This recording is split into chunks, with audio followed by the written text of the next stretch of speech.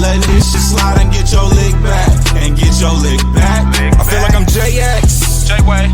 I'm a perfectionist. Adderall got me restless. I'm gone.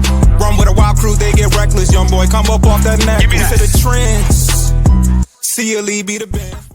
Welcome to Bleachers Speakers. I'm your host, Joe, and I got my boy B. Foster. Before we get into this featured player of the week, I want to remind everyone to subscribe to Bleachers Speakers on YouTube and make sure you're following us on all the aggregators for your audio fix. That's anywhere you can listen to a podcast. Just type in Bleachers Speakers, FFSN, in your search. Make sure you're following us. Make sure that notification bell is on. So when we drop content, you'll get an alert. You'll see a lot of featured player profiles leading into the draft, and you'll see a lot of them after the draft. Foster, make sure you download those episodes as well, by the way. Now, this is a picture I can enjoy, right? Right. We just did one on another featured profile player from that school that school south of Michigan. Now we have someone we can talk about this guy. Who are we talking about? This wonderful, wonderful draft prospect with that maize and blue on. Who are we talking about, Foster?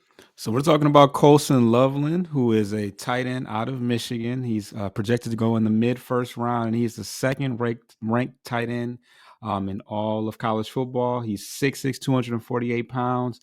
He ran a 4.7 40, which put him in the 70th percentile, and he has average measurables.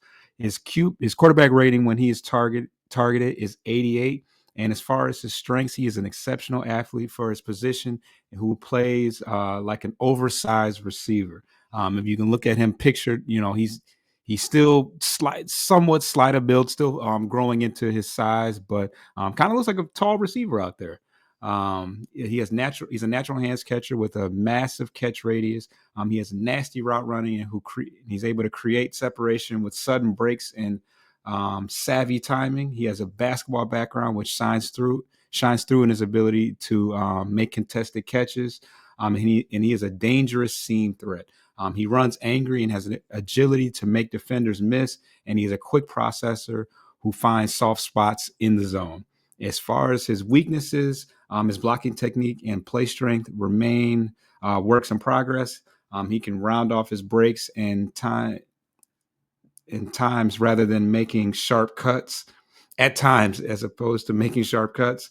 He's still filling out his frame, as I said earlier. He needs to add some functional strength, which will help him in the blocking game. He will occasionally have focus drops when trying to run before securing the catch. And as a pass protector, he's limited at this time. As far as what his role can be at the next level, I think he has the potential to be a dynamic tight end who can create mismatches in a number of different alignments.